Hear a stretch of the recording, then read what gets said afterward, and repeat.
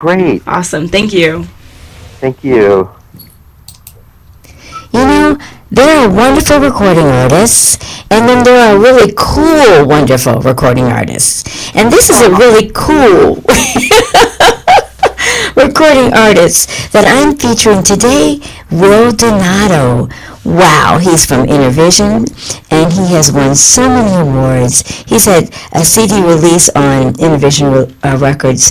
For example, his one that's upcoming called Supersonic. This will be your seventh solo CD release, isn't it? It sure is, and thank you so much for having me. And I'm calling from beautiful Palm Springs, California. Yes. So I'm sitting here right outside my studio, and it's a beautiful day out here, about 82 degrees. Isn't it wonderful? We are in Palm Desert. Oh, are you guys in Palm Desert? Yes, I don't know if you know, but I am the new Director of Community Engagement for ABC News Radio KMAT. And that's why I wanted to feature you, because sometimes I like to feature people who are out here in the desert, even though there are 10 million people listening from all over the world. And Oh, that's so cool. I know that you have a wonderful story behind your music. Please share a part of your story with us.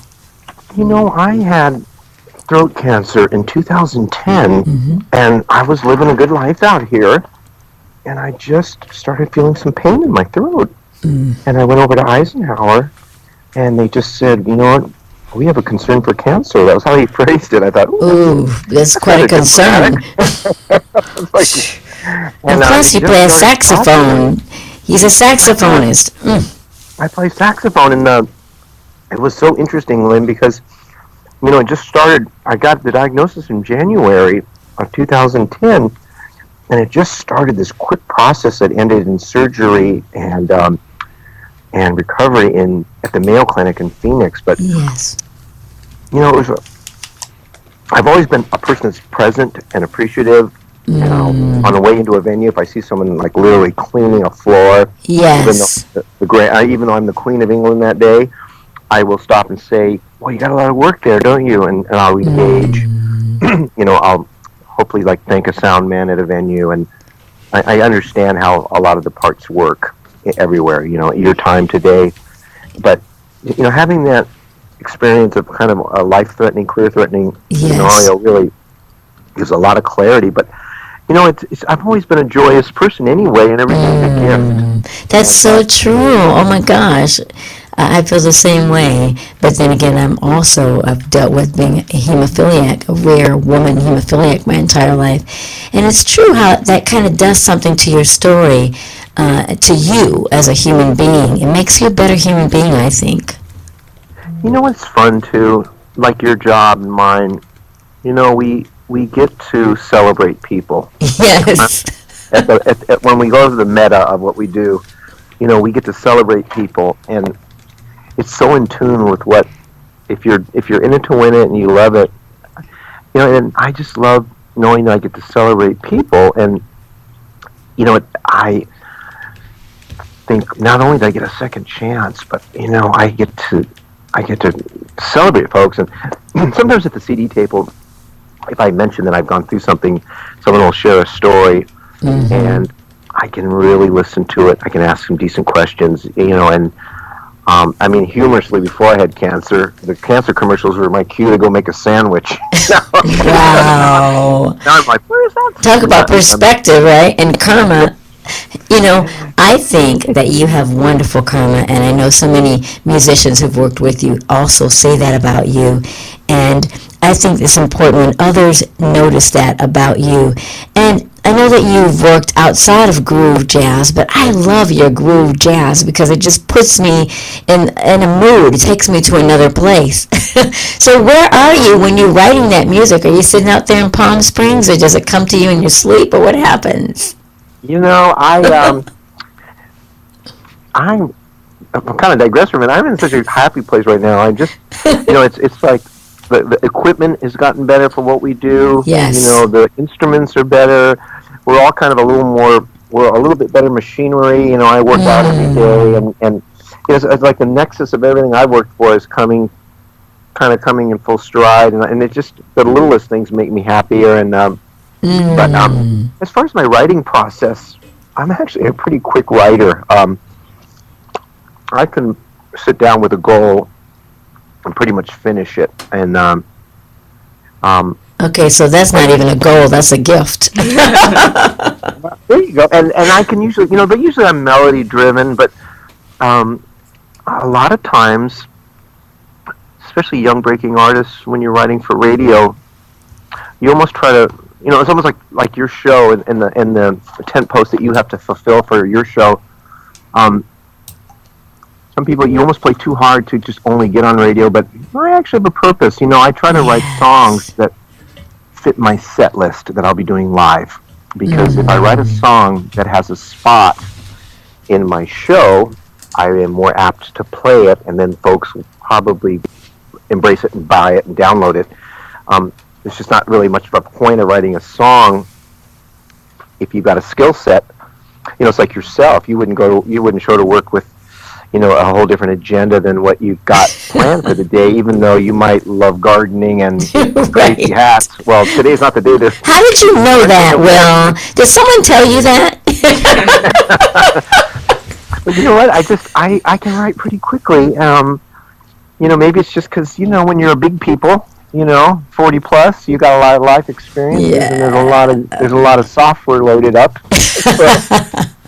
So I have to what tell you, is, my last question for you would be, what's on your hard drive? What do you want to be remembered for? What's your legacy?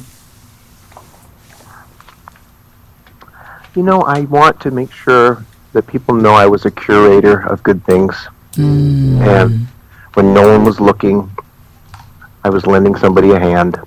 I do that a lot of musicians I work with. If I find a venue that I like, I'll tell them about it and I'll share it. If I see an opportunity for a drummer, like a wonderful drummer out here, Craig Chestnut, if I have a chance to share maybe a contact with him, I'll do it under the radar. Or I'm also kind of a wannabe part-time graphic artist, just for my own enjoyment. And if somebody needs a little extra love or something, I'll do work for them just to propel their own career.